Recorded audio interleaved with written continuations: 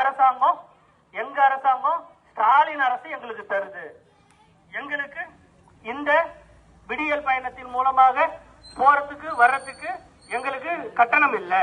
அதனால நாங்க போய் படிச்சுட்டு வரோம்னு சொல்லி படிக்க போகுது. அப்படி படிப்பதன் மூலமாக பெண்ணுக்கு துணிச்சல் வருகிறது, சுயமரியாதை வருகிறது.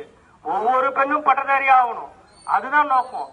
அப்படித்தான் முன்னேறி கொண்டுட்டு போகணும்.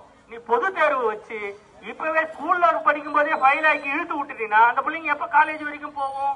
அடுத்தடுத்த தலைமுறையை யோசித்து நீங்க சிந்தனை சிந்தனை சிந்தனை செய்து நீங்கள் ஓட்டளிக்க வேண்டும், வாக்களிக்க வேண்டும். அதுக்குதான் இங்க வந்திருக்கேன்.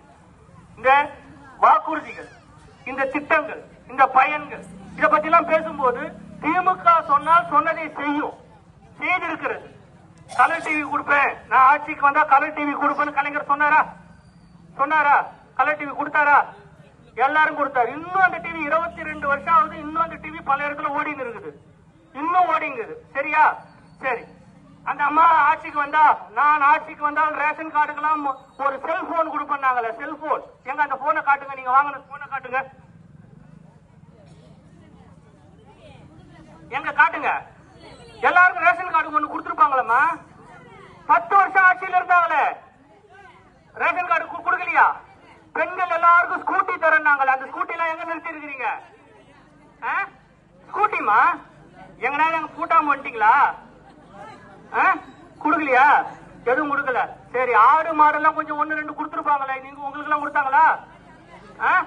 எதுவும் கொடுக்கலையா? சரி, அவங்க என்னென்னலாம் கொடுக்குறோன்னு சொன்னாங்க.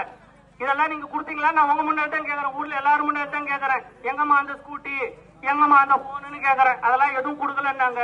நாங்க எங்க தலைவர் சொன்னாரு, வந்த உடனே மகளிர் உரிமை தொகை 1000 ரூபாய் போடுவோம்னாரு. போட்டாரா? போட்டாரா? சரி, வந்திருக்கா? சரி, அந்த 1000-ஐ 2000 ரூபாய் மாத்த போறாரு. 1000-ஐ 2000 ரூபாய் மாத்த போறாரு. எவ்வளவோ சொல்றத செய்யக்கூடிய அரசு தான் வரணும்.